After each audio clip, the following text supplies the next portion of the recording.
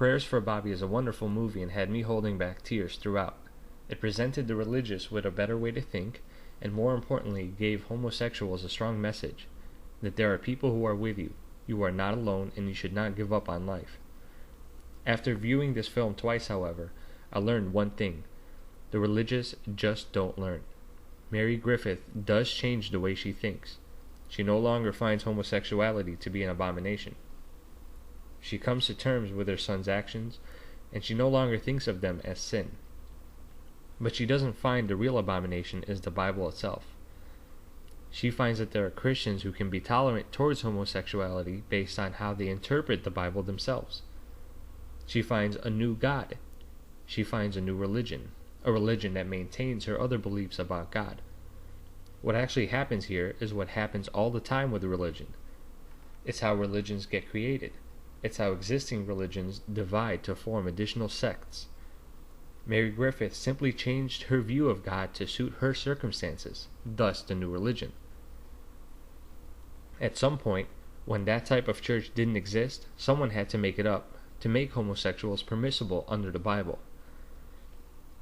If you're a Catholic, for example, you have two choices if you want to stay religious. If you simply dislike homosexuality, you can continue to use the Bible as literal instructions to hate and persecute gays.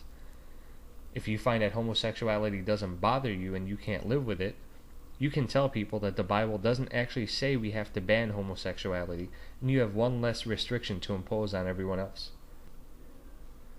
When Mary Griffith's family was all heterosexual, she had no problem following a God whose tolerance was little and whose vengeance was great.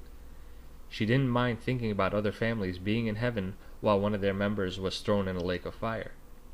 In fact, she didn't mind thinking that of her own son until he died, and it became a reality in her mind that this nice, caring, kind young man might be suffering in the fires of hell. Then she started asking questions. Then she started thinking about God's nature. That's when God started to warp before our eyes. A few questions here, a few new Bible translations there, and we had a new God. It was quite convenient. If a majority of Christians didn't like chocolate, they simply would have found something in the Bible to translate as God's wrath against chocolate, and we'd all be eating chocolate in the closet. But since most Christians like it, it would be highly inconvenient to ban chocolate, so they don't. It may seem ridiculous to think this, but read the Bible for yourself. While you'll get dizzy in the countless restrictions, you may realize that there are restrictions or punishments that Christians don't take seriously at all. In the movie, Mary Griffith herself realizes that we don't stone to death our disobedient children as according to the Bible. That hadn't been a priority in the face of homosexuality to her. She also missed guidelines on slave trade. She skipped over the acceptance of polygamy. She overlooked that we're not supposed to eat pigs. But she also overlooks the fact that God never actually told her anything regarding the Bible's meaning. People did. Some people told her one thing and others told her another thing, and she simply chose the version that made her life make sense. She overlooks that God is not an existing being with characteristics already set in place, but rather, He's what she makes Him in her mind. That's what God is for everyone. For a nice young girl working at a Christian bookstore that sells pieces of wood that have Jesus loves you carved in them, God is a warm and comforting being. For a nasty person like Jerry Falwell, God is a vengeful being that arbitrarily wipes out thousands of random people at a time because of the presence of homosexuality in this world. And then there are Muslims. For many of them, God hates all Jews and Christians. For Jews, God promised them their own land.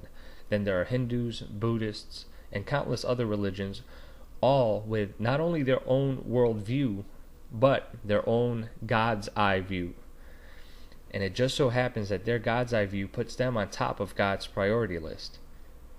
It's difficult to take in how the world hasn't woken up to the fact that God is a man-made idea that sets things straight for whoever conjures him. Mary Griffith woke up to the fact that her son is not burning in hell. But she and every God-fearing person needs to wake up and start reading and questioning all of the Bible and not just the parts that inconvenience them. They need to realize that the God they follow is the God that they put before themselves, not a God that's already before them. Changing God's characteristics yourself should be sufficient enough for you to realize that God is only in your mind.